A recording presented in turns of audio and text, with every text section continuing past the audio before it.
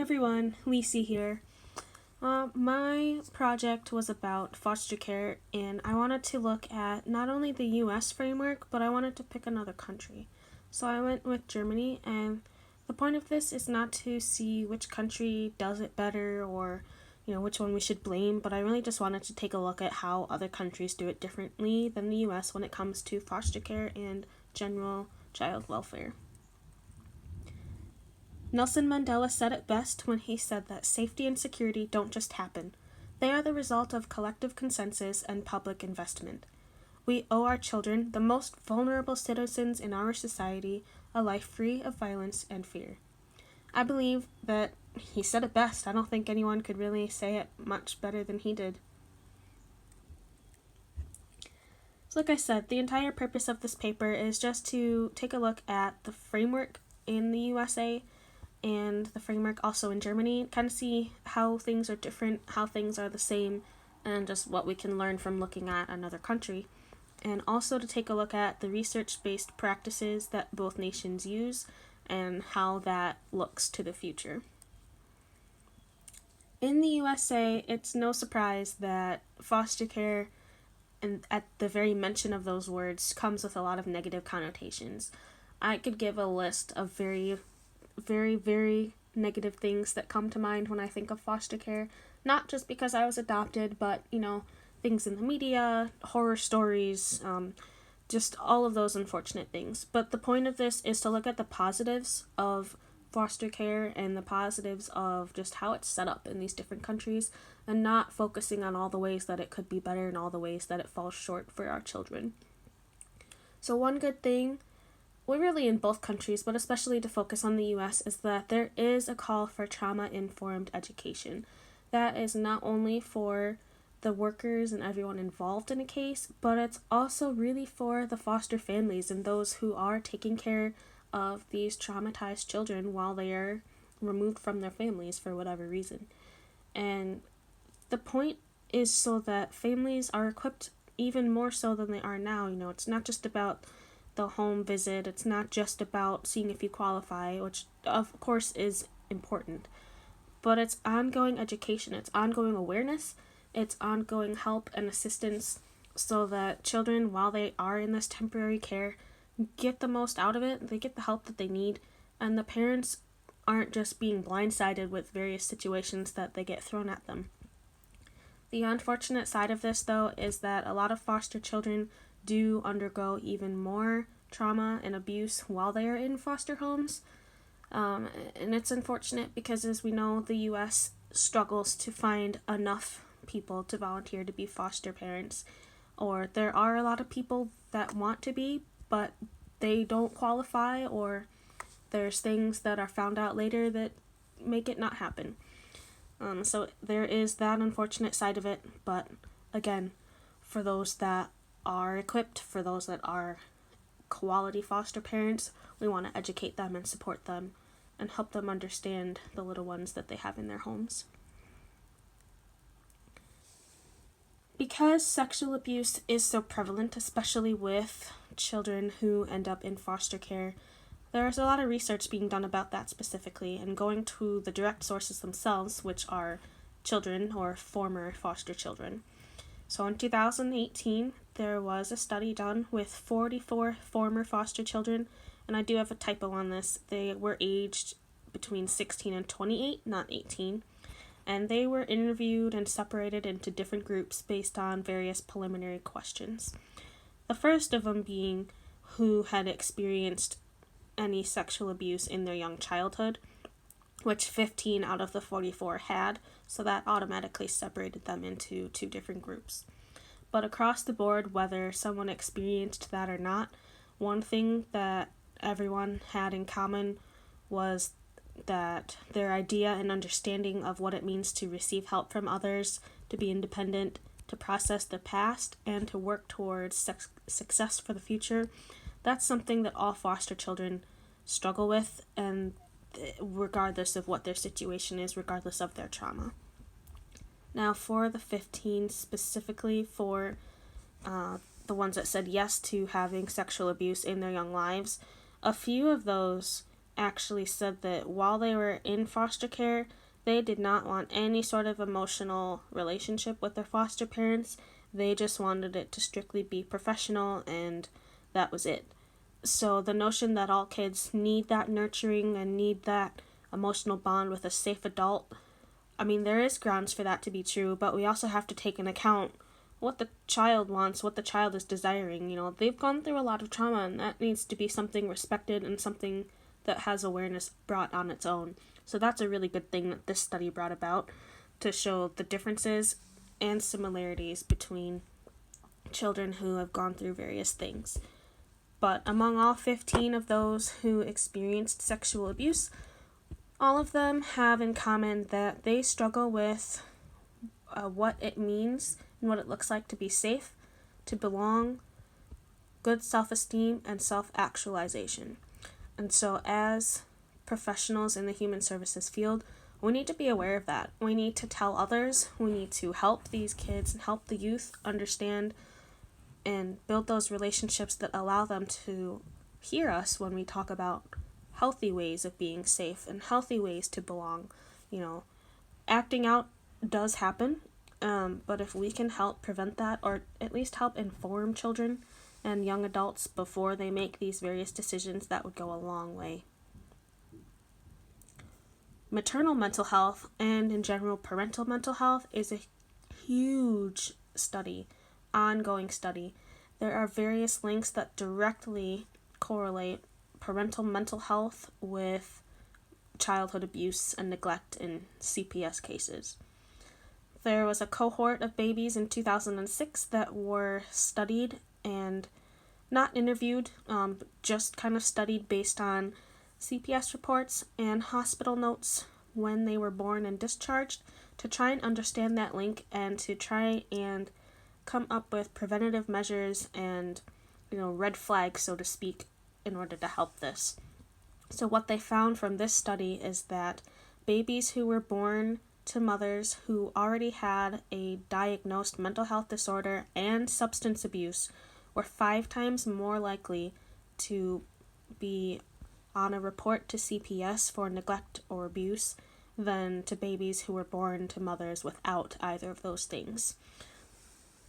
Even babies who were born to mothers with a mental health disorder but no substance abuse were still more than 2 times as likely to be reported to CPS within the first year of life.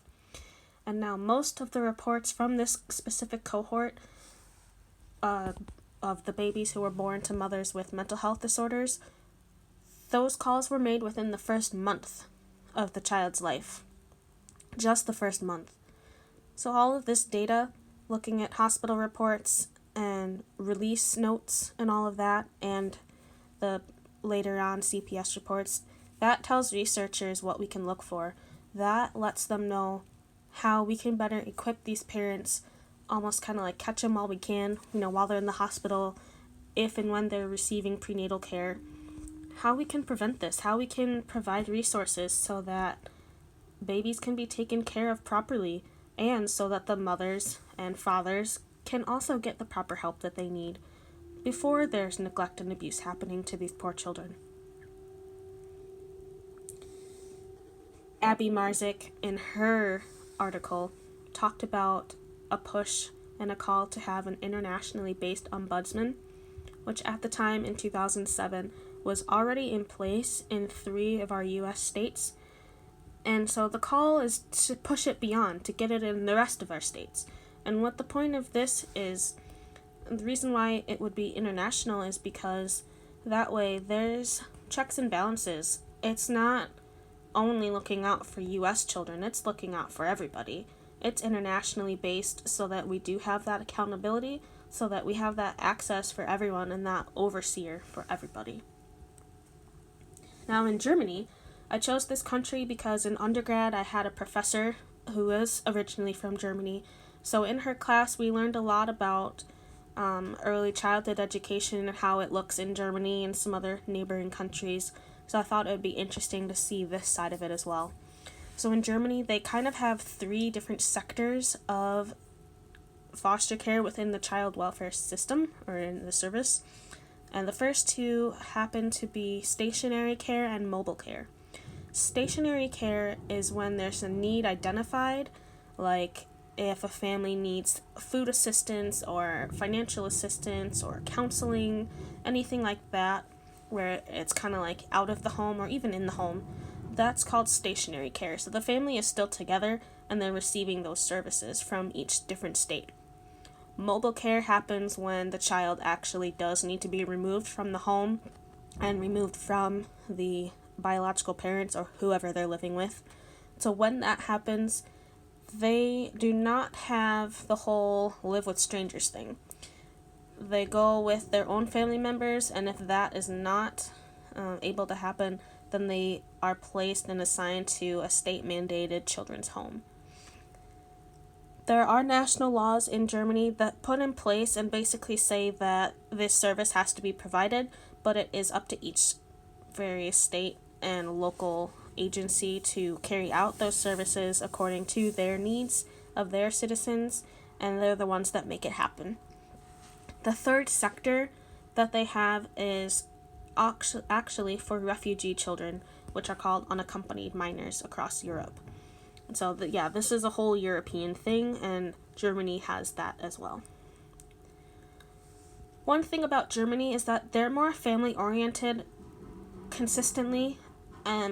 We know the U.S. used to be like that, but for various other social topics, we're kind of getting away from that and going to a more individualistic lifestyle as a whole as the U.S. So like I said, the whole concept of pairing children with strangers that have volunteered or have kind of passed all the tests to be a foster parent, that's not even a thing in Germany. So that's partly why I had a hard time finding information, because the framework is so different. So I was searching for the wrong thing. But yeah, when a child is removed from their parents for whatever the reason may be, the only two options are to be with their other relatives or to be in a group home. 3 out of the 16 states in Germany have systems in place for refugee children. And they were kind of all started within the last 10 or so years. So it's relatively new for Germany, not necessarily for Europe, but Germany specifically.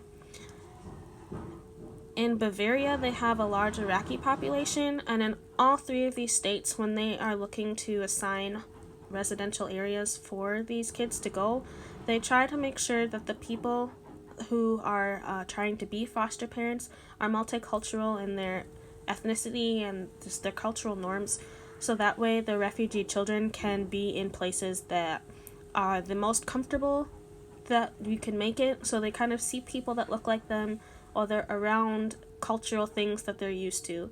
So it's not like you need to stay with your own race type of thing. It's more so, how can we make the children in this situation be the most comfortable as possible, which I think is pretty cool.